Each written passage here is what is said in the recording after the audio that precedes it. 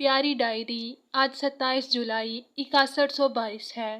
ہمارے گھر میں انگریزی بولی جاتی ہے، لیکن آج کے واقعات درج کرنے کے لیے ایک اردو زبان کے مترجم سافٹ ویئر کا سہارا لے رہا ہوں۔ یہ سافٹ ویئر انگریزی زبان کے الفاظ کو اردو زبان میں میری ڈائری میں رقم کر رہا ہے۔ اس کی بنیادی وجہ تو یہ ہے کہ میں انگریزی زبان کی لکھائی اور بول چال کے بنیادی اصولوں سے نابلد ہوں، اور مزید وجوہات مندرجہ ذیل سطور میں عیاں ہو جائیں گی۔ الصبح میں اپنے پالتو روبوٹ جیکی کے ہمراہ گھر کے سامنے والے دالان میں کھیل رہا تھا۔ ہمارے گھر کی دیوار سے ملحقہ گھر پر بادل چھائے ہوئے تھے۔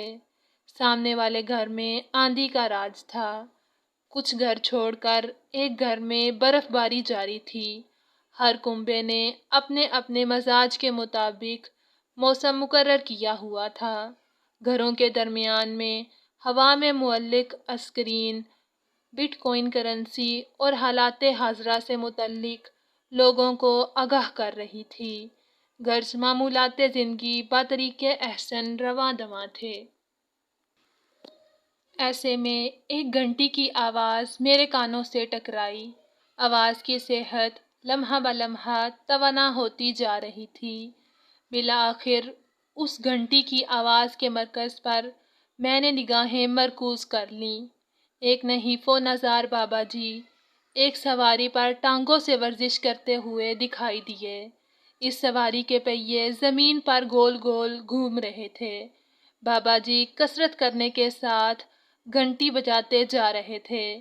گھر کے دالان کے سامنے آ کر کمزور بوڑھے نے سواری روک دی۔ وہ پسینے میں نہائے ہوئے ہانپ رہے تھے۔ سواری کی پچھلی نشست پر ایک لال رنگ کا بکسا نصب تھا۔ بکسے پر مسخ شدہ حالت میں پوسٹ لکھا ہوا تھا۔ ضعیف آدمی نے رحم طلب نگاہ سے مجھے دیکھا۔ مجھے بوڑھے پر ترس آیا۔ میں نے زکند بھری اور گھر کے اندر داخل ہوا۔ آکسیجن گیس پانی بنانے والی مشین میں ڈالی۔ 1 منٹ میں پانی کا گلاس تیار ہو گیا۔ میں پانی لیے بزرگ سوار کی خدمت میں حاضر ہوا۔ بزرگ نے گلاس ہونٹوں سے لگایا اور پانی حلق میں انڈیلنا شروع کر دیا۔ پانی پی کر بزرگ کی زبان سے الحمدللہ بلند ہوا۔ کچھ سستانے کے بعد بزرگ بولے، ڈاک بھیجنے والے نے 1 صدی قبل ہدایت کی تھی کہ 1 صدی کے بعد میرے گھر والوں کو یہ پارسل پہنچا دینا۔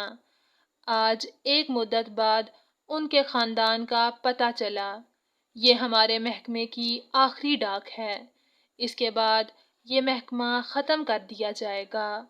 یہ کہہ کر بزرگ نے بکسے سے ایک پارسل نکالا اور مجھے تھما دیا۔ پارسل پر کچھ لکھا تھا۔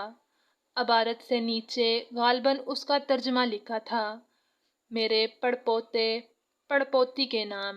بزرگ نے اپنی سواری پر زور آزمائی دوبارہ شروع کی۔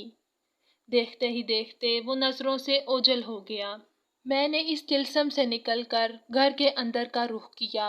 سارا ماجرا والد صاحب کو سنایا۔ والد صاحب بھی حیران ہوئے۔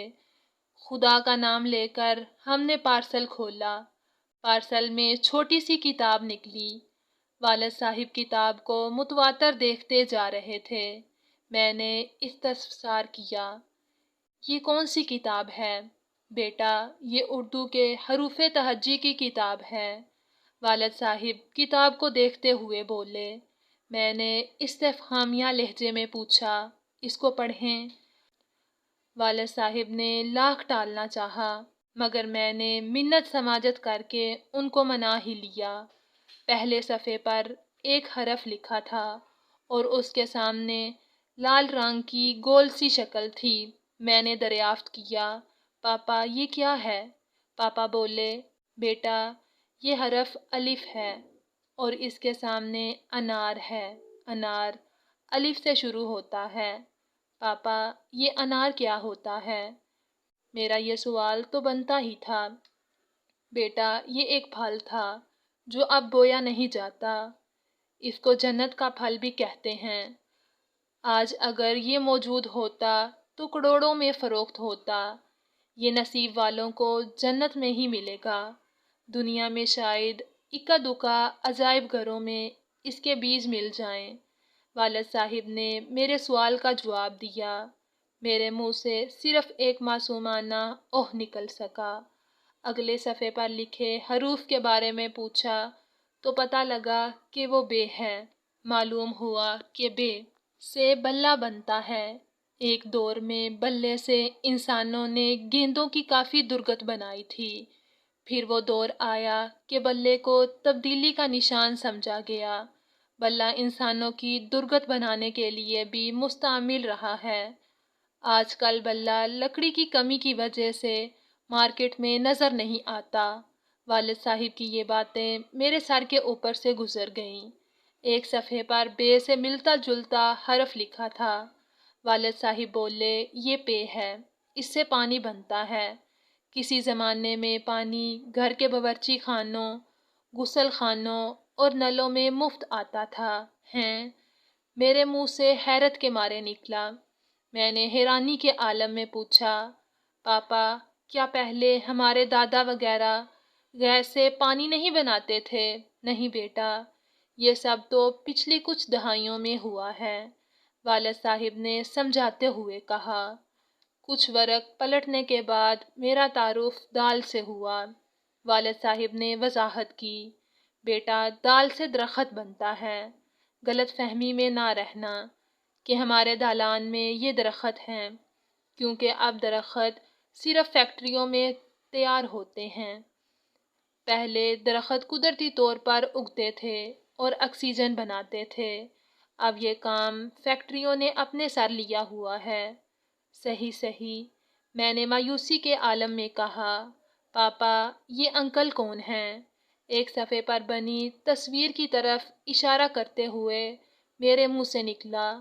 پاپا نے بتایا، بیٹا یہ ہے سے حلوائی۔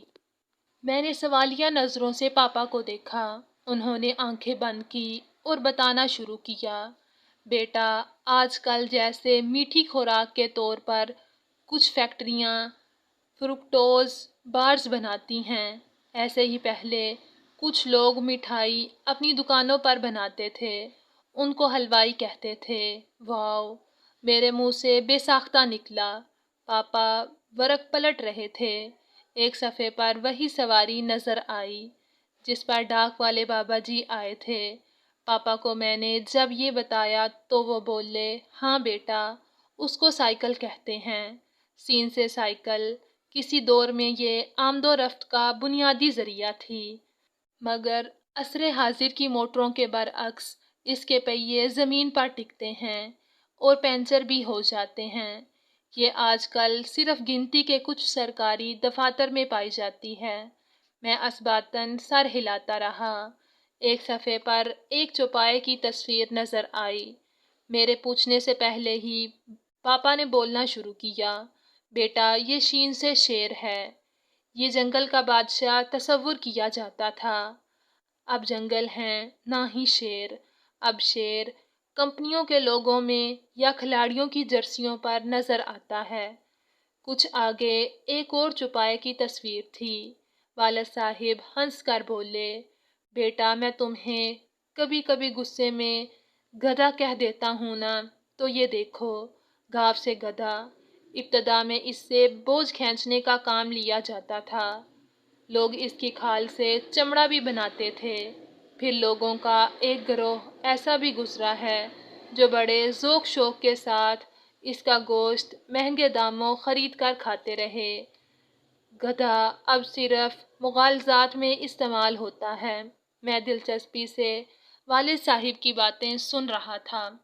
پلٹنے کے بعد والد صاحب نے کتاب بند کی اور نزدیک رکھی میز پر پھینک دی۔ پھر انہوں نے اپنا موبائل نکالا اور اس میں مشغول ہو گئے۔ میں نے تجسس کے مارے پوچھا، پاپا باقی کتاب پڑھیں؟ پاپا تھوڑا وقفہ لے کر گویا ہوئے، بیٹا اس کو پڑھنا فضول ہے، گو کہ یہ ہماری قومی زبان ہے، مگر اب تو یہ آپ کے نصاب میں بھی نہیں ہے۔ اس کو ہم استعمال بھی نہیں کرتے، یہ مردہ زبان ہے۔ آپ اپنے نصاب کی کتب پر توجہ دو۔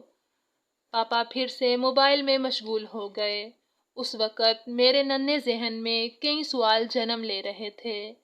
کیا میرے پردادا نے اردو کی بقا کی کوشش کے لیے یہ کتاب مجھے ارسال کی تاکہ ان کی آنے والی نسل کو قومی زبان سے آشنائی ہو سکے؟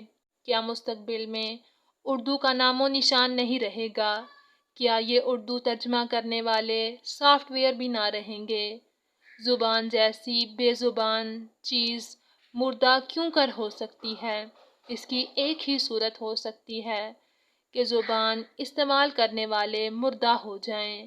پیاری ڈائری، کیا ہم مردہ ہیں؟